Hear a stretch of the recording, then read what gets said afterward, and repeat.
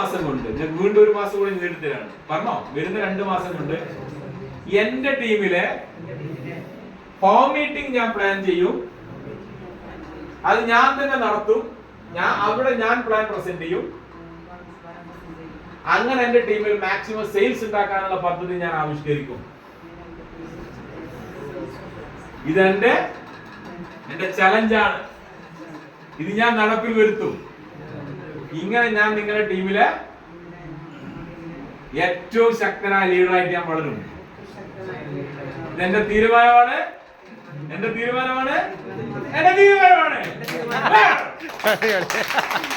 എന്തിനാ നമ്മൾ ഈ പഠിക്കുന്നത്? വിട്ടേക്കണം. ചെയ്യുന്നതിന്റെ മര്യാദ ചെയ്യണം. അതാ ഞാൻ പറഞ്ഞത്. അല്ലാണ്ട് നമ്മൾ എന്തിനാ ഇന്നും കളിയാക്കുന്നവരുടെ മുമ്പില് നമ്മൾ വിജയിച്ച ആളായിട്ട് നമ്മൾ കാണണം. അങ്ങനെ ഇങ്ങനെ എന്തെങ്കിലും തീരുമാനമെടുത്ത് പഠിക്കണം. ശരിയല്ലേ?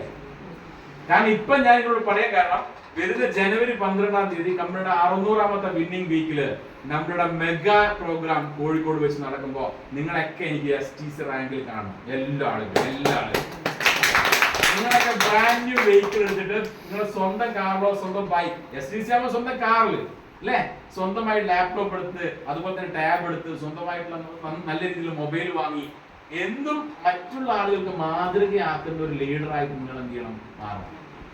വേണ്ടേ? ഒരു ബ്രാൻഡ് ആവണമെങ്കിൽ ഒത്തിരി പണിയുണ്ട്. അതിനുവേണ്ടി നിങ്ങൾ സ്വയം തയ്യാറാവണം. വേണോ വേണ്ടി? അപ്പൊ ഞാൻ ഈ പ്രതിജ്ഞ നിങ്ങൾ എടുപ്പിച്ചെന്താ അറിയോ? നിങ്ങൾ തന്നെ പറയുമ്പോൾ നിങ്ങൾ ഉള്ളിലേക്ക് എന്ത് ചെയ്യും? സബ് കോൺഷ്യസ് മൈൻഡിലേക്ക് വരും. അതായത് ഉള്ളിൽ കയറണം. പലപ്പോഴും ആളുകൾ പരാജയപ്പെടുന്നതിന്റെ പ്രധാന കാരണം ഇല്ലായ്മയെ പറ്റിയാണ് ആദ്യം ആളുകൾ പറയുക. ശരിയാണല്ലോ? എന്റെ നാവിന് ഒരു പുത്ര ബുദ്ധിമുട്ടുണ്ടെങ്കിൽ ഞാൻ ബോധപൂർവ്വം ഒളിച്ചു വെക്കുന്ന ഒരു കാര്യം ഇല്ലായ്മ ഞാൻ അങ്ങ് മാറ്റിയാണ് വെച്ച് വളരെ പോസിറ്റീവായിട്ട് പറയും. എന്റെ ഫാമിലി എന്ന് പറയും എന്ത് പ്രോബ്ലം ഉണ്ടെങ്കിൽ ഞാൻ ഇങ്ങനെ നിൽക്കും. മനസ്സിലായോ? ഇപ്പൊ അടുത്ത് എന്റെ പേഴ്സണൽ ആയിട്ട് അനുഭവം പറയാം. കഴിഞ്ഞ ദിവസം അച്ഛൻ മരണപ്പെട്ടു. അപ്പൊ അച്ഛൻ മരണപ്പെട്ടു. ഞങ്ങൾക്ക് ഒരു 41 പരിപാടി ഉണ്ട്. നിങ്ങൾ 40 ഞങ്ങൾ 41. അപ്പൊ 41-നിടയില് പിന്നെ ഞാൻ എന്റെ വീട്ടിൽ തന്നെ അതിന് 10 ദിവസം കഴിഞ്ഞ് വർക്കിന് ഇറങ്ങി. അതിന് ഒരാഴ്ച കുറച്ച് ലീവ് എടുത്തു. അപ്പൊ എന്റെ വീട്ടുകാരെ പറഞ്ഞു, ഇയാളെ നമ്മളെപ്പോഴും ഫോണിൽ തന്നെയായിരിക്കും, ഫുള്ള് കച്ചവടത്തിന്റെ കാര്യമല്ലല്ലോ. അതിനിടയ്ക്ക് ഇവൻ ഈ 41-ന്റെ കാര്യം ആരോടും പറഞ്ഞില്ലോ എന്നുള്ള സംശയം. എനിക്ക് എല്ലാവരും ടെൻഷൻ, ഇവിടെ ആളുണ്ടാവുമോ എന്നുള്ള ടെൻഷൻ ആളുകൾക്ക്. പക്ഷെ ഞാൻ ഇടയില് ഫോൺ വഴി നേരിട്ടൊക്കെ നമ്മളെ പണി മുടന്തിയിട്ടുണ്ട്. തീർത്ത് നമ്മള് പറഞ്ഞേ ഈ അരയന്നം മുകളിൽ പോകുമ്പോൾ നല്ല സുഖമാണ്. പക്ഷെ അതിന്റെ ഇടയിലെ കാലടി അടിക്കുന്ന കാണണമെങ്കിൽ അതിൽ അത്രയും റിസ്ക് അല്ല, അത്രയും നന്നായി ശക്തമായി തുഴയുന്നുണ്ടാവില്ല. നല്ല ആ രീതിയിൽ പോകാൻ പറ്റും. അതുപോലെ ഇതിന്റെ ഉള്ളിൽ പല പ്രശ്നങ്ങൾ ഉണ്ടെങ്കിൽ പോലും ഞാൻ എന്റെ ഉത്തരവാദിത്തമുള്ള രീതിയിൽ ഞാൻ എന്ത് ചെയ്തിട്ടുണ്ട്? കാര്യം ചെയ്തത് A to Z ആളുകളെ ഞാൻ വിളിച്ചു. അന്ന് എത്തിയപ്പോ അവിടെ വന്ന ആളുകളെ കണ്ട് ആരും ഞെട്ടി. സത്യത്തില് ഈ കുറ്റം പറഞ്ഞവർ ഞെട്ടി. അങ്ങനെ ഒരു ഞെട്ടൽ ആർക്ക് ഉണ്ടാക്കണോ? നമ്മൾ പണിയെടുക്കുന്ന ആളുകൾ എന്ത് ചെയ്യരുത്? കാണരുത്. മനസ്സിലായോ? നമ്മൾ പല ഏരിയയിലും ടീം ബിൽഡ് ചെയ്ത് നമ്മൾ രാജാവായി സക്സസ് ആകുമ്പോഴേ അയ്യോ ഇത്രയും വലിയ ലെവലിലാണോ ഇയാൾ എന്ന ഒരു ഫീലിംഗ് എന്ത് ചെയ്യണം?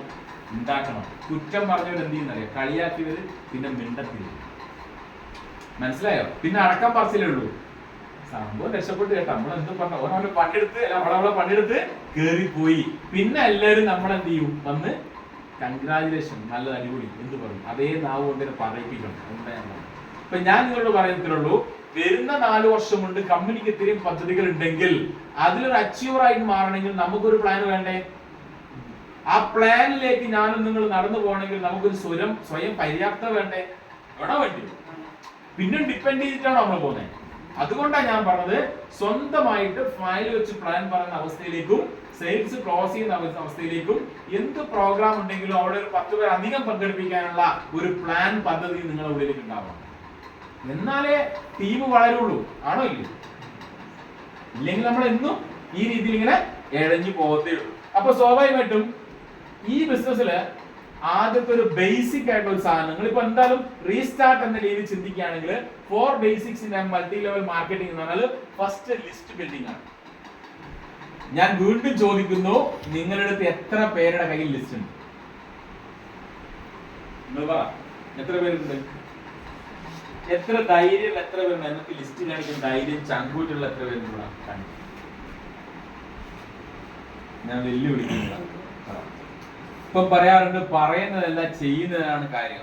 ഞാൻ എന്റെ ലിസ്റ്റ് കാണിക്കാം, നിങ്ങൾ കാണിച്ചു. കാണിക്കും. ചിലപ്പോ നിങ്ങളെ ഇടവലക്കാരൊക്കെ ഇതിനകത്ത് ഉണ്ടാവും കേട്ടോ. ഒന്ന് വായിച്ചു വായിക്കും. ഇതൊന്നും വായിക്കണ്ട, എത്ര പേരുണ്ട് എന്ന് പറഞ്ഞാൽ പുതിയ ഏറ്റവും ലേറ്റസ്റ്റ് ആയിട്ടുള്ള 150 പേരുടെ ലിസ്റ്റ് ഇല്ല. ഞാൻ നിങ്ങളോട് ചോദിക്കുന്നു, നിങ്ങളുടെ പേരിൽ എത്ര പേരുടെ ലിസ്റ്റ്? സാറിന്റെ കയ്യിൽ എത്ര പേരുണ്ട്?